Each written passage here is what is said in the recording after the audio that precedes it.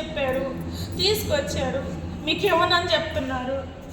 మేము ఆశపడ్డాము, మా బిడ్డ పోయినారు, సాక్కుందామని ఆశపడ్డాము.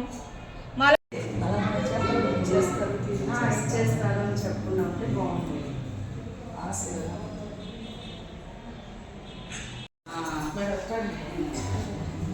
శివగారు మా దాంట్లో కూడా ఫోటో తీసి ఇచ్చేయండి.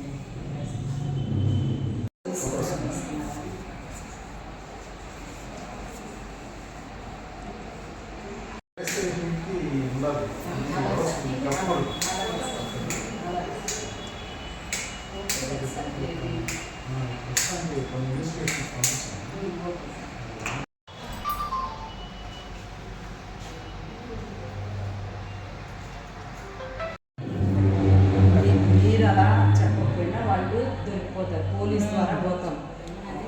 చంద్రబాబు నాయుడు కాలనీలో అక్కడ స్థానికులు మరియు అంగన్వాడీ టీచర్ తెలిపిన ప్రకారము సూపర్వైజర్ గారికి తెలియచేయగా అక్కడ ఒక గర్ల్ చైల్డ్ వారు చెప్పిన ప్రకారం అర్ధరాత్రి 2 గంటల సమయంలో ఒక బేబీ అరుపు వినిపించగా, ఏడుపు వినిపించగా వారు వెంటనే ఒక 5-6 మంది అక్కడ లోకల్గా ఉన్న వాళ్ళ స్థానికులు వెళ్ళి చూసి గర్ల్ చైల్డ్గా గుర్తించడం జరిగింది. ఎవరో గుర్తు తెలియని వ్యక్తులు ముళ్ళకంపల్లో పెట్టేసి వెళ్ళిపోయారు. వెంటనే అక్కడ స్థానికులు ఆ బిడ్డని రక్షించారు. రాత్రంతయు ఉదయం 9 గంటలకు మా టీచర్కి తెలియగానే వెంటనే మా అంగన్వాడీ టీచర్ మరియు సూపర్వైజర్ గారు సిహెచ్సి నాయుడుపేటకి తీసుకొచ్చి పీడియాట్రిషియన్ గారికి చూపెట్టగా బిడ్డ హెల్త్ కండిషన్ అంతా కూడా చెక్ చేయడం జరిగింది.